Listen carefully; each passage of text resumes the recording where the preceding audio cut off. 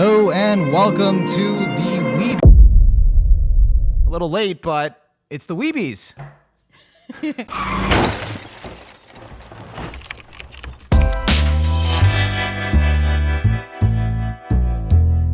Do you guys like the sign? Onimaru did this one, and then I did the other one. So let us know who has better handwriting. Yeah, the answer is I mean, Onimaru. it's not a competition, but Onimaru won. yeah, So. this is already like a downgrade from last year's show. So, but hey, and we're also more than half a year late. But we figured we should do it anyway. So Yay! We ran out of budget, but this is all we could afford, and so we're putting on the Weebies. We're gonna tell you what our favorites were of 2022. So yeah, we got our cards. You know, I'm Sha. This is Onimaru. Yep. We are going to be your hosts for the second annual Weebys. We switched it up a bit. We traded in the backdrop, the budget, and the clothes for the set. So, you know, you win some, you lose some. These are the broke Weebies.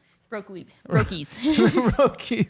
We're the brokies carrying the Weebies. So we have a bit less categories than last time. Yeah. But we put together our own. Like the essentials. We put the essentials I together. think, like kind of the consensus on like what most people really care about at the end of the day. And by that we mean us. Yeah, what we really care about. What we care about. And what our favorites are. So and what we can remember from 2022. It's been a long time. We did a refresher course. Remembered. Yeah, and the weird thing is we like 2022 anime, but we talked about it in our other episode, like, time made it tough. We couldn't release it on a good time basis. We were aiming for like March, but then it didn't work out. So, Christmas in July.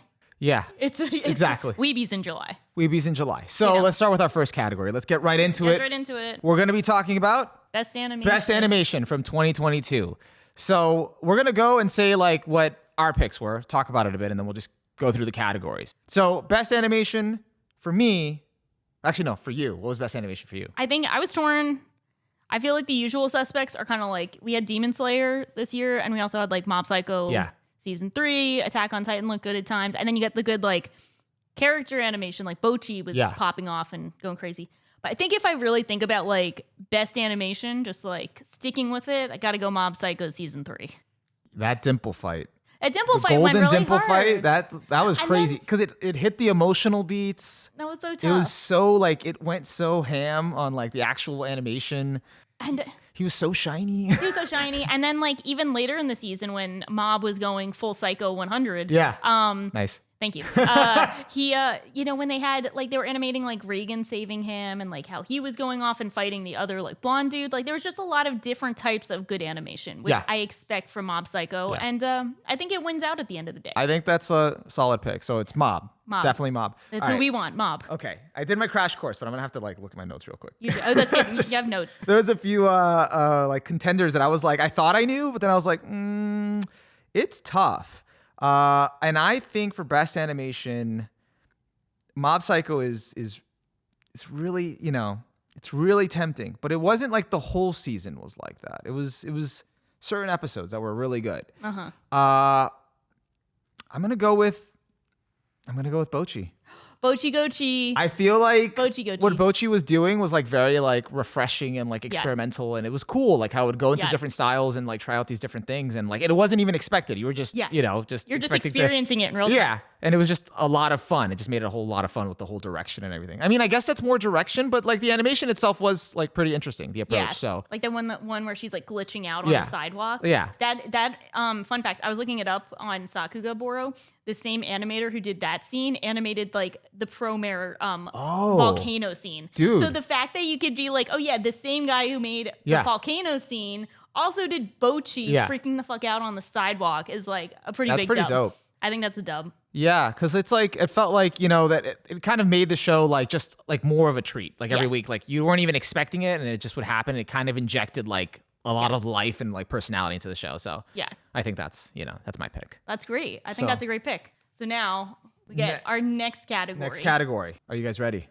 My microphone's not ready for the sign. Best opening and ending. They get to share a card, but we're going to pick one of each. Yeah, we're going to pick one of each. So best opening and ending. There were a lot of openings, a lot of endings. There was only like, I don't know, there weren't a lot of like standouts, I think. I don't know. I'm like, how much do I remember? But it's like it's really that. But that's what's interesting. You know what's interesting though is I feel like it kind of proves the whole like test of time thing. Yeah. Because we're a full like essentially year later. Yeah. Which openings and endings did we remember from the past year Yeah. that stood out amongst everything else? And that's what's interesting. And I think that makes sense because there are openings from the 2019 season that I still remember. Yeah, like exactly. in my head. Like, exactly. And it's not because I went to listen to them afterward. Like I just No. remember the visuals. I remember the feeling. So this was kind of tough. Not to say there weren't good openings. We found a few and we have a pick, but it was tough. Yeah. I think there were I do think there were a lot of good ones. Yeah.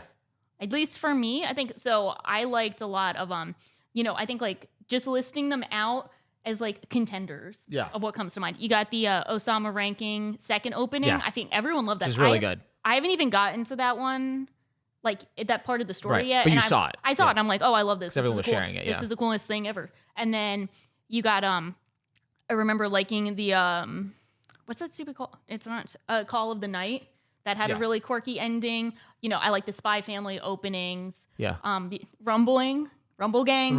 That's iconic. I even like the Demon Slayer opening, which like I didn't really care about the other ones, but this one had like a unique vibe to it, and I really liked that. I like the song. It was good. Yeah. The Spy Family openings I liked a lot. Cyberpunk, Bochi. There were a lot of like, and Chainsaw Man had an iconic opening. Yeah. Chainsaw Man had like all the movie references, and that was kind of like really cool for like, you know, you don't see that a lot with anime, that they're actually like tributing like Western shows. So that and like Mob went 3 for 3. Yeah. You know, I love the ending to the ending part of the opening where it's like Reagan like watching Mob grow up, and then it's one becomes one, only one. Yeah, that was so awesome. Cute. Yeah, it's so wholesome. We're so happy. That in itself was like, fuck, should I just pick it just for that? You know? Mob, who we want? Okay, so I went first last time. Who you got this time for opening? Check my notes. Check your notes, yeah. Because I think I had a hard time too. Okay, so I almost picked. Well, actually, I'll tell you what I picked, and then I'll say afterward what I almost picked. In the end, I think I'm going to go with Yurusei Yatsura's opening. That's a different one. Unfortunately, like, I didn't keep up with the show because, like, I don't know why. I kind of, like, I think it was, like, the first episode was really solid at the animation, but I just didn't think I could keep up with it weekly. Yeah. And also, they chose to, like, not do it. Like, they chose to do highlights of the original series, which was a little, like, controversial for people instead of fully adapting it, but I understand why. Yeah. So I didn't end up keeping up with it, but that opening in itself is so clean and so, like, the music, like, synced well. Everything just looks so, like, gorgeous looking. So I had to pick that one. I almost picked Kickback from Chainsaw Man for the reasons I stated. Like, that in itself was so cool. And I didn't like the song at first. Like, I didn't think, like, it fit the crazy vibe of Chainsaw Man that I associate with it. But after a while, I'm like, you know what? This is kind of a bop. Like, it grew on me. Yeah. At first, when I watched that one, I didn't know that they were movie references. So I'm like, what the fuck is going on? Chainsaw Man pacing. And then you see all the breakdowns of like, here are the movie references that Fujimoto really likes. And I'm like, oh, this is the coolest thing ever. That's awesome. I love all of this. And he like loves to like reference the movies in the manga, so it just makes sense. And I'm like, oh, that's the coolest shit. That's cool. Almost picked that one. Like, I almost really picked that one, but then I was like, like, do I really feel that strongly about it that I had to, like, think about it? And then I remembered Yurusei Yatsura. I'm like, yeah, it's got to be that. So. And that one's great, too. The same animator. I have to, and director? Wait, I got to double check. Who did the Osama's ranking second opening, did the Yurusei Yatsura opening. And he's been doing, like, the it felt Jujutsu Kaisen openings. Yeah. Forget his name. And I feel like that's, you have to also sometimes remember, like, the year goes by and you remember all the iconic anime, but sometimes a lot of the lesser known, or not even like the lesser known, but like the anime that you didn't even keep up with have like some of the best openings that went unseen. So, and I love that. Yeah. Love that for us. Yeah. So what's yours? I'm going with kind of in the same vein. You know, Spy Family had 2 openings. I think the first one, I think it's called Crazy Nuts or whatever. No. Mixed Nuts. Yeah. Because Crazy Nuts is the other Call of the Night opening. Oh, okay. Get both nuts. So, I think my friend showed me that one. That's a bop. I like that one a lot too. So, but 2 Spy Family openings. But the second one, Souvenir, is by Bump of Chicken. And I think Bump of Chicken. Bump of Chicken always has like a soft spot in my heart because whenever I listen to a Bump of Chicken song, I feel very warm and fuzzy inside, and it feels like home in a way. And that's what this second opening feels like. It feels like that warm embrace of home, of like having hot chocolate at home. And that was so fitting for, you know, this part of Spy Family. It's like Lloyd looking back at like the family he's developed and stuff. So you get that kind of vibe of like, you know, they're growing as a family, even though they still have like these hidden parts of themselves. It's just like a wholesome, warm experience watching that opening. And I think it's just kind of like a perfect opening, and it stuck in my mind, and I love the song. It's just an absolute bop. So yeah, I'm like, no, I agree with that because that opening, it's like it's kind of telling a story within a story. Yeah. Like it's a condensed version of like how much they mean to Lloyd, and Yes. it's like very heartwarming, endearing, and you see these extra scenes that like you don't get to see in the anime, but you'd like to imagine like they're doing all this stuff, and it's really nice. And it's directed by Araki, the first season of Attack on Titan's director. So he's a goat. He's a goat. So it makes sense. He did some wholesome for us. So Yeah, that's awesome. That was good. I almost picked that one too. That's good. I almost picked a lot of things. No, that was good that we have different ones because we talked about a bunch of them. Yeah, at least we get to cover more ground. So and we didn't mention Chainsaw Man for openings, but when we think of endings, there's at least 13 Chainsaw Man endings to enter into the ring. Yeah, that's a lot to pick from, and it's crazy. Yeah. Like that an anime did that. That was insane that they had I love that they did that. 13 endings. Yeah. Yeah. It's so cool. Had they all look different vibes, different feels, different vibes, that matches artists. the episode or the content. Yeah. So yeah, like there's like almost like an ending for each character almost. Like, Yeah. or each like, kind of thing. Yeah. So that's really good. So is that one of your contenders then? It's one of mine. I remember I was thinking back because I think the endings are sometimes harder to remember than the openings. Yeah. Remember the Attack on Titan final season part 2 ending for this is really cool. Yeah. It's just like very like emotional, but like very evocative imagery of like the birdcage being free. They have Eren and Mikasa with the scarf, that whole motif, very compelling song. I remember that sticking out a lot. I'm trying to think of other ones. I think it really is a Chainsaw Man dominated ending. Yeah. I do like I also like the Spy Family endings too. Yeah, those are good. Stayed in my mind a lot. I'm trying to think what I had. I had like a few. I'm trying to think of what else. What else came in? Oh no, I don't have a lot. Did you you have like a few in mind? Let me see. Like a few. I just really couldn't remember endings. But I know there were a few standout ones. One that I think I was trying to remember. I think I liked the one from Kaguya season 3.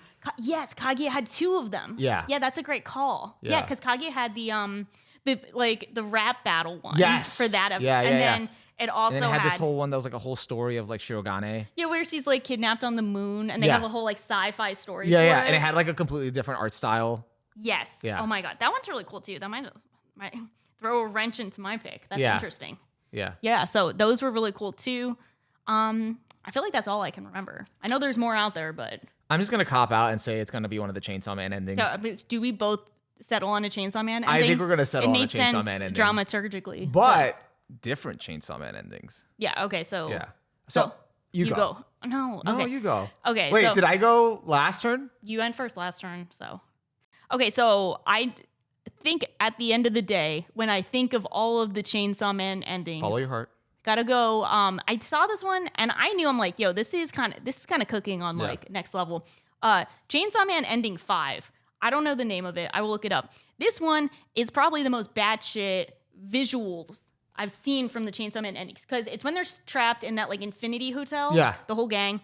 And they just have all these different like art references that they present through them to show them like kind of turning over and over. Yeah. And they have like change art style like a million different times. The sound in the background is like changing. It just feels like you're going insane, but artistically. Yeah, I think that was interesting. And it was made by I think this same people made like this Chinese opening that went kind of viral. Okay. That was like super shiny and pretty looking. Yeah. So this one, it was just so cool because that's like the episode where they start like, oh, we're trapped in the hotel. Yeah. What are we gonna do? And that episode ended hard with like Denji like literally throwing himself down. Was that the episode where he like decided to No, that was throw himself down the elevator shaft? No, I think that's like the next one. Oh, okay. This is when they like realize their stuff. Oh, okay, that makes sense. Yeah. Got it. So this one was crazy. I'm gonna look up the name of it, but I think people have other favorites, but this one like stuck with me the most because I feel like it really captured the craziness of Chainsaw Man with some cool art references to portray that. And then the song is just like very like controlled chaos in a very interesting way. I mean, I could always try to like throw it up here like in editing, but if we want to like save money, then maybe you look it up. To save the budget. Ending 5. What is it called? I'm a fake ending fan. I mean, I'm sure if you know, you know. It's called In the Back Room. Oh, okay. By In the Back Room. I cannot read the kanji for this, but the one I'm gonna pick is in Japanese, and I don't think I can read it, pronounce it. it. Okay, so which one is yours? All right, so I'm gonna go with ending 3. Okay, that's the iconic one, which is Maximum the Hormone.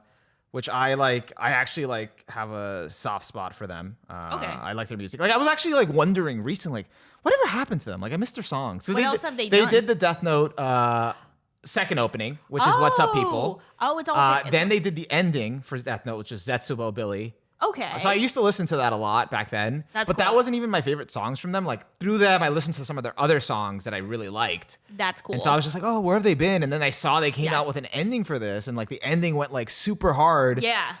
Which matched the chaos of like Chainsaw Man, but then it has like a part of it where it goes into the clean vocals, and then you just see like an angelic vision of Makima, which is so manipulative. It's so perfect, and it's like this is awesome. So like the visuals with the song, and I also like would listen to it like working out. I'm like this is perfect. Yeah. That's why I had to pick it. So. That's perfect. Yeah. And I think that one they use that as an insert song later on in the series. I feel like that's kind of like the unofficial pick for like Chainsaw Man endings. I think that makes sense. I think it makes sense too. It is very fitting for the series. But I do like that it had so much variety. So yeah. Got a good emotional roller coaster. It needed at least one song that really went hard, because when I think Chainsaw Man and its chaos, I associate it with metal. So I'm just like, I feel like that makes sense. It should have some of that. So truly fitting. I didn't know they did the Death Note stuff. That makes so much sense. Yeah. My band is called Seudo. Okay. And the ending is called In the Backroom. And they're Chinese band? I'm not sure if the animator was. Okay. Okay, I'm not sure. Oh, okay, because you were talking about the animator that did it. Got it. Yes. Yeah. So I will look it up. Yeah. Yeah, the art styles for like the endings are like so creative too. They're so creative. I love that they have so many. I think it was really cool that they did that. So good on Chainsaw Man. All right. Well, I guess Chainsaw Man wins this one. And then we are moving on to our next category. We're almost there, people. Speaking of... Our next category is... I don't even remember what it is. Best girl. You guys know before me. Best girl. Best girl. All right. Should we just say best girl and that's it? This one's so hard because... This is tough. I feel like I had a few picks. Like I had a pick and then I remembered there was another girl from last year. Yeah. And I was like, oh, wait. Oh, so torn. All right. So you went. So I have to go now. You do. Oh, fuck. I have to make a decision. All right. I'm going to make this easy.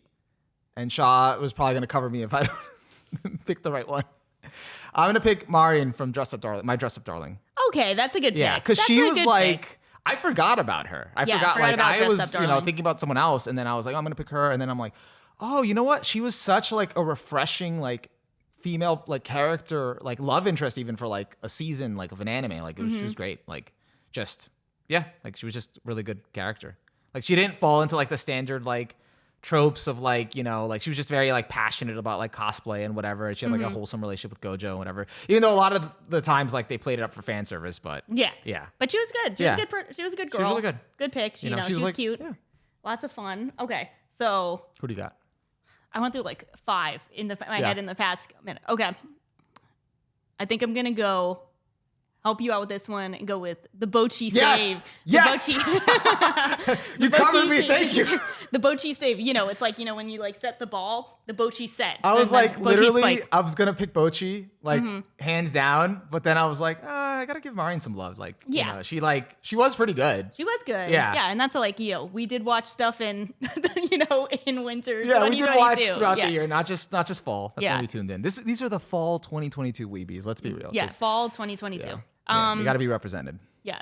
So, Bochi, greatness. Bochi Gochi. I feel like she was just such a, like, I don't want to say breath of fresh air, but it was such a... I feel like we keep saying refreshing and breath of fresh air, but it's true. It is. Well, I mean, it's very interesting because there's so many series that portray social anxiety in very different ways, like grounded, over the top, whatever.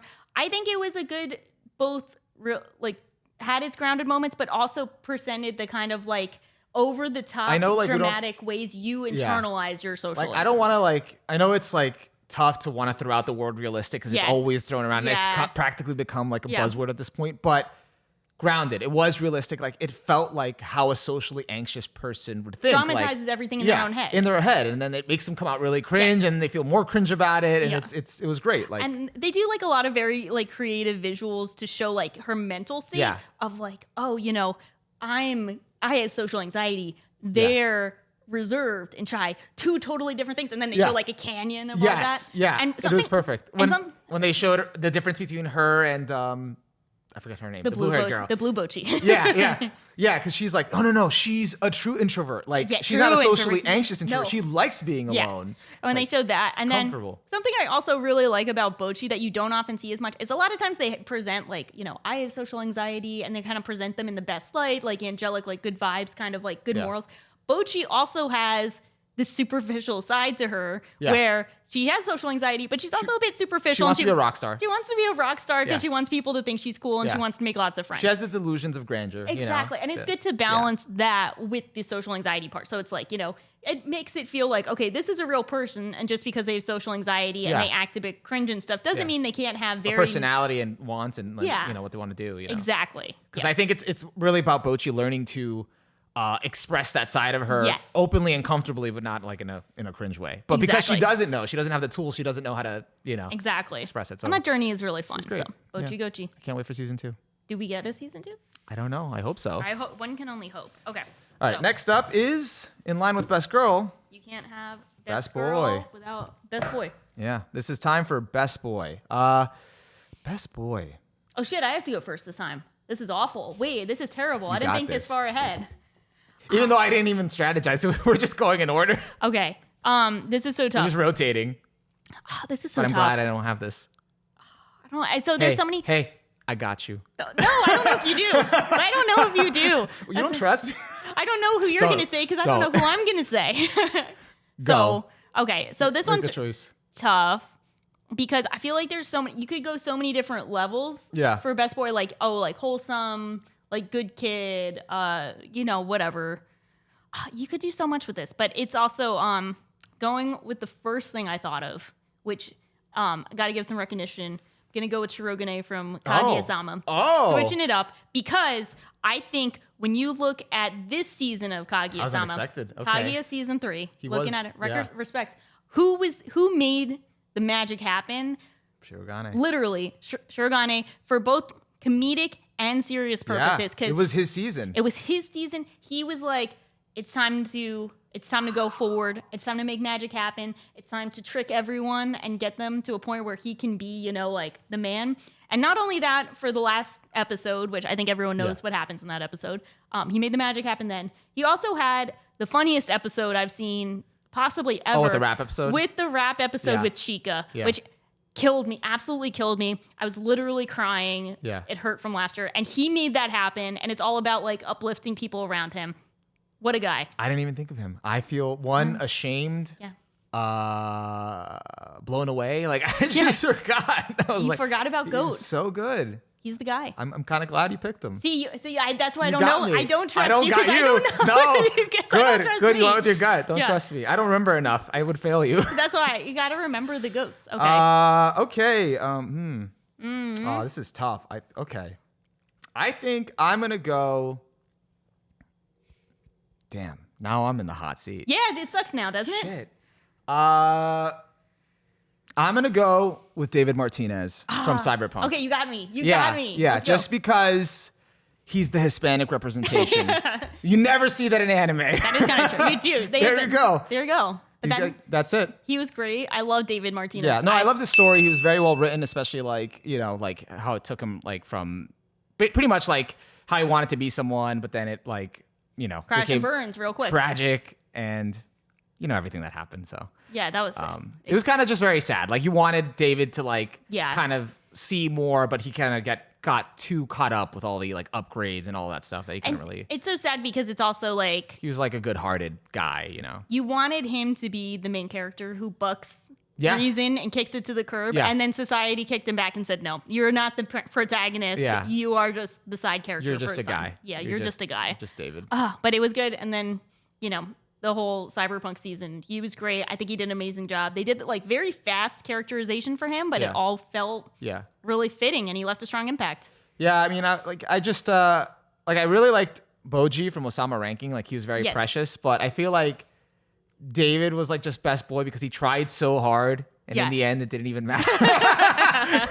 When you get the Linkin Park ending, you're set. It is just like, you just wanted him to like, there to be the ending was very meaningful and whatever, but like you did wish like, he got to like you wanted escape him the cycle. You wanted him to be the one to like break the rules and escape the cycle, and he did and not. something better for him. Yeah. So, well, Lucy did. So shout out to her. It was his death that, allowed her to finally reach the moon. So without him, David. No. I just made it sad. All right, let's move on to the next category. Well, speaking of it, this is kind of on brand for what we were talking about. We have Best Antagonist. So, all right, I know what I'm saying. You do? Okay. Oh, yeah. Because you get to go first this time. So no. Because I just went first. Fuck. Yeah. Okay. See, it sucks when you have to go first, and then you're like, we're just like being like low key spiteful to each other. Like, you gotta go. The Squid Game of award shows. You know what? I was looking for what we remembered of last year, which was not much. I was like trying to remember a good antagonist, and I'm like, you know what? I know who the most foreboding, most well-written antagonist was of last year, of 2022. Yes. And that was Society. Yeah. Society from Cyberpunk. The Cyberpunk. Put David down. Night City. Yep. Night City, the best. It kind of is. It Night kind City. of is though. Okay. Night City. Night City is truly the best antagonist. That was truly antagonist. It's what made what's his face? I forget his name. The guy at the end that killed David. I don't even remember his name. I don't know that guy. That's why he's not the antagonist. It's Society. It's Society because he was made Society by. made him. What is? Yeah, I forget his name. That was so weird. No, I don't remember. Something Slaughter? No. It's some like meme name, but he's also in the game. I think it was like Adam Driver or something. Yeah, I don't know why I said something Slaughter. No, Adam Driver's an actor. No, Adam That's Driver's the actor. Wait, I'm looking it up. I'm curious. Damn, it has been a while. I even like said it in a video. I had a whole point about it. You did make a video on this. It's like I make a video and then I forget everything. And what was his name? Adam Driver. Cyberpunk. No, I looked up the wrong thing. Cyberpunk. It was Adam something. Yeah, it was. Yeah. Okay. What's his name? Well, there's Faraday, who was the guy. Adam Smasher. Oh, I was Smasher Driver, whatever. Yeah. Same thing. Same Close thing. enough. Yeah. Shout out to Adam Driver, the actual actor. And Watch Marriage Story. Yeah, I have seen that. I still haven't seen it. I heard it's really good. It's good. Yeah. Worth it? Yeah. Is that one of those like you have to like be in the mood for it? Probably. I mean, it's like a downer a little bit. Yeah. Yeah. Divorce isn't good. Yeah, it's not fun. No. Not fun. Just like Society.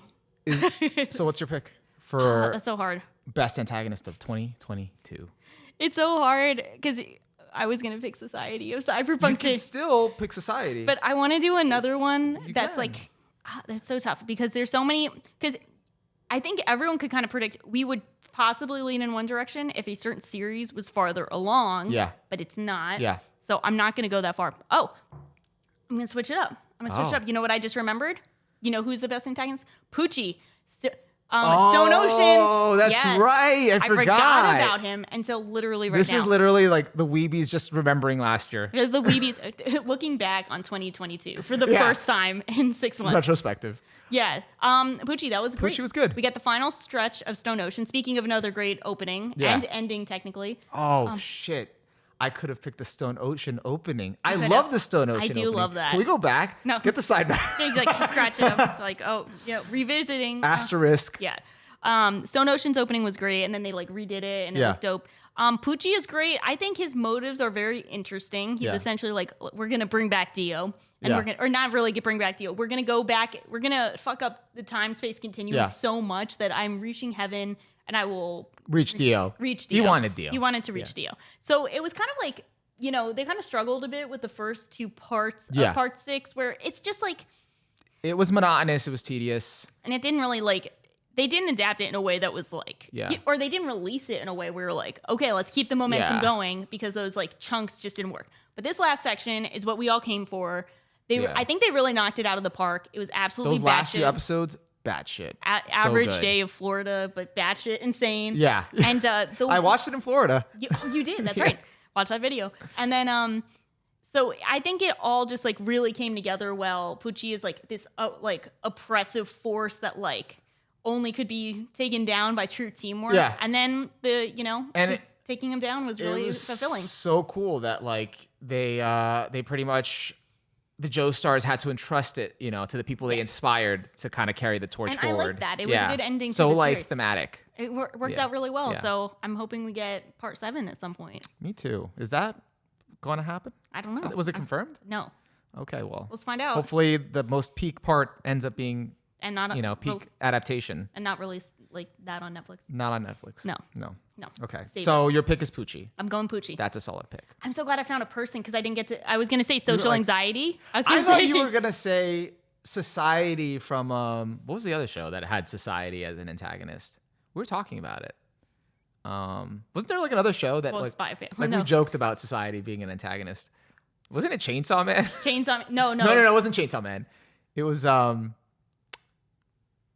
Oh, it's like my Made in Abyss Society. I guess so. I don't know. We had a lot of Society. It doesn't matter. Whatever. There's a lot of Society. I'm glad you picked Poochie. Yeah, I'm glad I found a person. You found the person. I'm so excited. Okay. And then, speaking of which, we got Protagonist, not Society. Best protagonist. This is going to be interesting. It's going to be tricky. Let's see. Do I have someone for this? I don't know. Oh, crap. I have a few picks. Oh. You're going to fight for it. Okay. Wait, but it's you. I get to go first. Okay. God. I'm okay with this. I think I've settled on it. You're like, I'm ready for this. In my heart of hearts, I'm settled. Yeah. No hesitation. We're going to go Mob, finally. Ooh. Rounded out season 3, his thematic conclusion. I feel it's so fitting to pit him for best protagonist. He is the protagonist of his own life. And we got to see that in the final core where he literally battled his inner self and overcame his insecurities, his doubts, all of his self-hatred, all of his hesitations. He truly became the Mob Psycho 100. So that's good. They counted. They did the counting. So I had to do he became 100. He and 100 Reagan with himself. He kept it 100 with himself.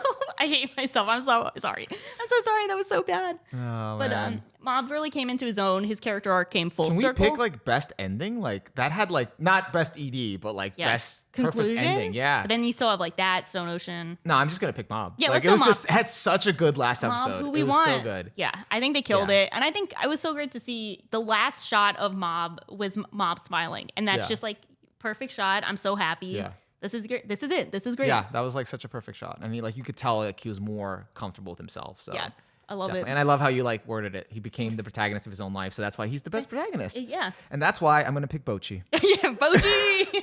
Every time we pick Bocchi, we're like, Bocchi.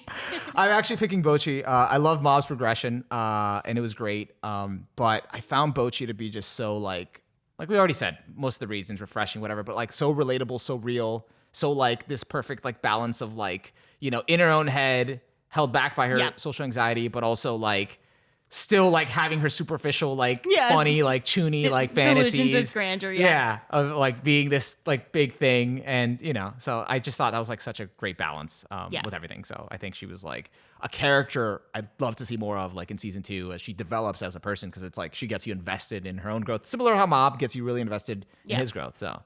Yeah. That's all we can hope for. I think that would be great. Yeah. Love Bocchi. Another great pick. Bocchi Gochi. Yeah. And I'm glad Mob at least got like a conclusion. Like a lot of anime don't end. That's like done. I think Mob will go down as one of the best like 21st century series. Yeah. And as it should. It's great. They did a fantastic job and we love Mob. Mob's great. We love Mob. Join the, like the mushroom cult. Or no, the broccoli cult. The Psycho Helmet religion. Helmet. Consider me part of the Psycho Helmet religion. I believe. Okay. Well, we're getting... All right. We're getting close to the end. We've only got 2 categories left. 2 categories left. So this one... It's time. We included this last year. Yeah. And we felt compelled to keep it. We got Best Sequel. Yep. And we have a lot of sequels from this year. So there are technically a lot that could be contenders. Yeah. So I know I have a lot of contenders. This is when Attack on Titan, Demon Slayer, Kaguya, Mob Psycho... I don't know. Mushoku Tensei technically. I think it was only the second half of the first season. Was like, it? was So that core doesn't 2. count, right? That doesn't really count. So we're not going to count that or like Spy Family. Yeah. I'm not going to count that. that. You're right. Made in Abyss. Yeah, season 2. Probably other season 2s that I can't think. Bleach technically is season 2. Bleach. Technically season 2. Oh yeah. They're just doing sequel. One arc. It's a sequel. Yeah. Technically sequel. So anything that's not continuing the core but is a follow-up season, official follow-up season counts as best sequel. Yeah. Contender. Exactly. So. Because there's a lot of good stuff. And there's a lot of good stuff. If it doesn't make anime of the year, we still want to be able to honor it. Yeah. Unofficial anime of the year. Is this me? I went last time. great. All of us just laughing at each other like, now you get to pick. Yeah. Hope you're having fun with this. No, hopefully. I'm kidding. I think I know. Okay. But you listed a bunch of stuff that I was like, oh, wait, do I know? JoJo counts too. Oh, fuck. True. Okay. Does it count? Yeah. Yeah, no, it counts. Yeah, that It's counts. a sequel. Yeah, it's always been a sequel. Yeah, it's a sequel to a itself. sequel. Oh my god. Okay, I'm gonna pick Kaguya season 3 So unfair. without a doubt because it was such every single episode just hit of that season hit. It was so good, and the ending was just like an out of body experience. Like it was just like elevated. It was so good. It was so like. And I didn't read the source material, so I'm just like... You had no idea. I didn't know that he was going to do this. I didn't know he was going to pull this shit off. And just to see, like, everything he had planned out, these two, like, socially awkward characters that haven't been able to confess to each other for 2-3 fucking seasons. Yeah. And he finally pulls all this off in the most magnanimous, unique way possible. It was... And it's so It was larger than mind-blowing. life. It was like... And then it was an hour conclusion, which is awesome. Like, they had an hour-long last episode. Yeah. To have it all come together. Yeah, which was... also great. It was like, I think I found out about it like 3 weeks beforehand because they had like that long break. It's like, oh, you're going to get a whole hour and a half. Yeah, we're cooking. Yeah, so that was really good. Yeah, and that's going to be my pick, Kaguya season 3. I think it's the best content of the series. Yeah. I think they really were like firing on all cylinders comedically and dramatically. And I like that, you know, in our last episode, you know, we obviously get, you know, the big thing happens, you know, we get all the balloons and we got to see Shirogune's thought process, which was in line with everything that had happened so far because they're playing all these mind games trying to predict everyone. So he's trying to outthink everyone. And I love how he has to lead Chica on her own wild... to distract her because he knows that she's just going to ruin everything. Yeah, because she's going to find it. And he's got the other two council members so he can finally get Kaguya alone to like let her know how he feels. Yeah. So just seeing all of that as like the payoff to the mind games that we have seen all along. It's just felt very magical. I feel like the Kaguya production always makes like miracles happen. And it's like just, you know, larger than life, elevated, but so heartfelt because we also see in blank terms why both characters could not confess to each other. Shirogune's insecurity over his class status, Kaguya's insecurities over never being vulnerable and not really knowing how to be vulnerable because her family has had such ice queen, such a strict upbringing. Seeing that all come together, I think was like just peak fiction. Yeah. And also I like the development even with the other characters. Yeah. With Ishigami and his crush and kind of having to like navigate or like move on from that or realize his own like true feelings and, you know, the hint at his like possible like, you know, ship with the Senpai? No, the treasurer of the Ino. What's her name? Ino. Yeah. So cuz it was more of her possible feelings for him. And so even Hayasaka with her getting reaffirmed that like, you know, she matters too, even though she's not just Kaguya's servant, which is great. I love that they had that moment where like she was just like, you know, went off on Kaguya. So yeah, and I think that was great. So we got to see so much payoff, so much build up. It was really peak fiction. What I love about the I can't keep saying that. What I love about the adaptation is just that like it always like you tell there's like passion behind it. Like they're always like not that I read the source material, but I feel like it's always lifting up or elevating the source material like in the best way possible, and they're always throwing in these references and everything, so it's been pretty consistent. It's been amazing. So to get like 3 back-to-back seasons without a dip in quality, it's wild. It's awesome. It's amazing. It feels like a miracle. So I love it. Can confirm, as I mentioned before, the movie was awesome. I'm only did 2 episodes out of the 4, but I know the content and it's very good. So I'm a fan. So doing great. So hope we get another content after the movie. I heard I'm okay. I heard I'm all set. You can't trust anything anyone says about Kaguya. I cannot say no more Kaguya discourse. Thank God we have Oshinoko taking that spot. Hey, we should do a Kaguya episode. I would love that. Just like let's go through the whole manga. Yeah. We'll rank the arcs, and then we'll give it a fair shot. We'll give it a fair shakedown. If you guys want us to do that, let us know. Let us know, and we'll go at it. And maybe we'll get someone that hates Kaguya on, and we'll all discuss it. just kidding.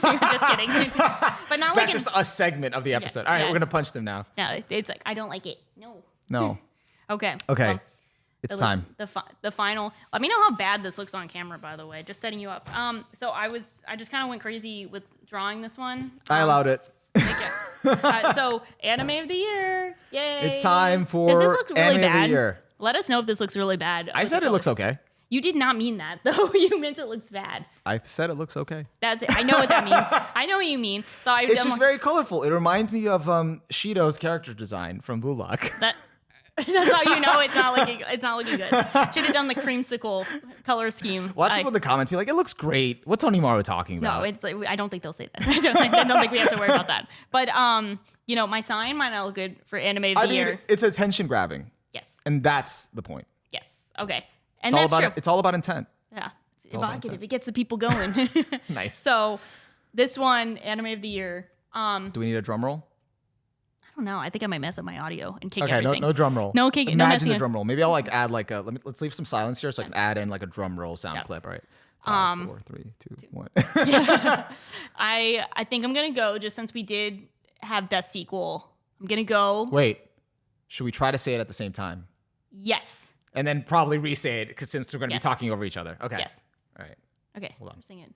All right. Yeah, you have to decide. That's not fair. What? Because you're trying to decide at last minute. I see you. No. I was just double checking what I wrote down. Oh, I know, but that's you're not decide. You haven't decided. No, I'm good. I'm set. Okay. All right. 3, 2, 1. Cyberpunk Edgerunners. Okay, I love that. I love that for us. Okay. I think that's good. I think it's good that we both have different ones, and also Because I love both. I love both a lot. Yeah. We've been on the same page with a lot of our picks, and I think. And it was tough because we were both really passionate about Cyberpunk.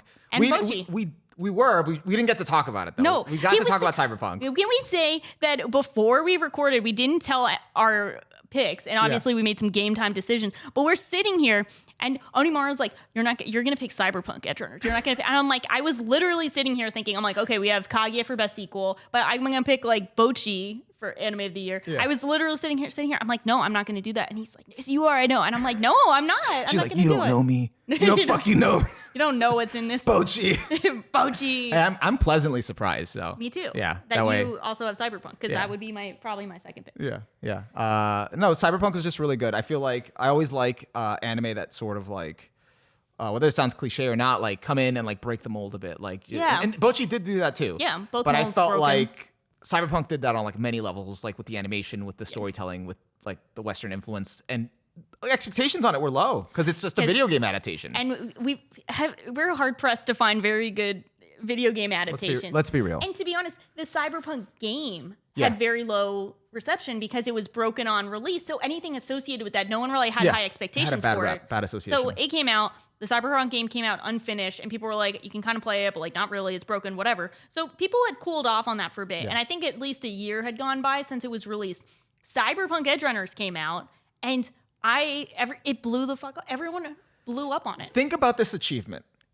It was so good, the anime, that it turned people around on the game. It made people want to play the game. I've literally never seen that. It made us want to play the game. Yeah. I've literally, and we bought the game, and I played a little of it. I have to get back. I thought about it. The game didn't get broken or anything. I just haven't gotten around to it because Elden Ring came out, so I played that. But it was I've never seen an anime adaptation change the opinion of people to go back and play the game. Made you interested in the world that you didn't get to experience. Exactly. And now we're wait, maybe I'll give it a shot. Maybe I won't go down the same path as David. Yeah. They won't stop me. But I won't do the same thing. I'll be better. Let me just get all these upgrades.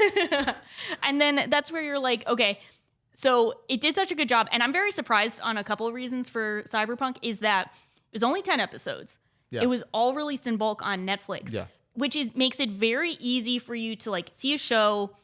Maybe people talk about it for a week and then they never talk about it again. Yeah. Cyberpunk kept going with the hype for a good part of the year. It got all the fan art. It got the covers of I Want to Stay in Your House. People kept talking about it, and the hype just kept going. It left a really emotional impact on people. And I know some people weren't as fond of it, but I have not seen that many short series released in a binging mindset, whatever, binge model, that have the same longevity as Cyberpunk. I think it was really impressive. Because it resonated with a lot of people, both in a story perspective, with artists, with the art, with the music. I was surprised I was as emotional.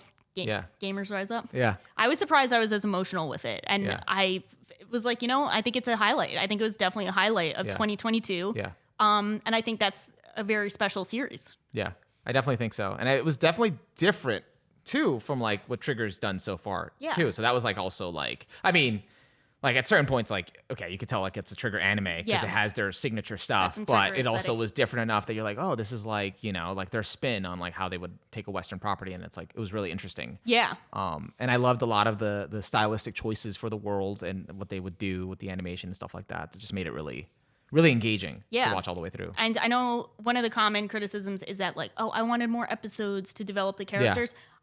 This is one of the few times I do not want more episodes. I didn't want it to have more time because it got the point across so perfectly that this is a flash in the pan for this guy's life who tried to make it big, got screwed over by life by being poor, and got eaten up by the city. You don't get more chances to see him grow. He barely got a chance to grow. He got destroyed by the city. And he was a nobody by the end. He was a nobody. And the best thing that happened was he was able to save someone he cared about. And also during it, too, he had an out. And he didn't take it. Because he let the city take him. So that's a good way of putting it. There you go. Thank you. My best work yet. That's the show. That's the show. So yeah, no, that's what made it really good. I mean, we go more in depth on it on our episode. And in your video, which the creator that's right. I did do a video of Edgerunners has retweeted and said, great video. Was it the creator? No, it was the showrunner or whatever. Yeah, showrunner. I mean, whatever. That's still good, right? The guy who is out there who is like, here's all the cool Cyberpunk content. He went to your video. He's like, this is it. So, yeah, I was lucky. Thank you, guy. I don't remember his name. Is it like Raphael? Rafi? Or something. Let me look it up. What was his name? Let me look it up. I will find it. Anyways. Raphael. Yeah. Or Raffle. Yeah. Universe creator. Raffle. Is he? Yeah. I'm probably saying his name wrong.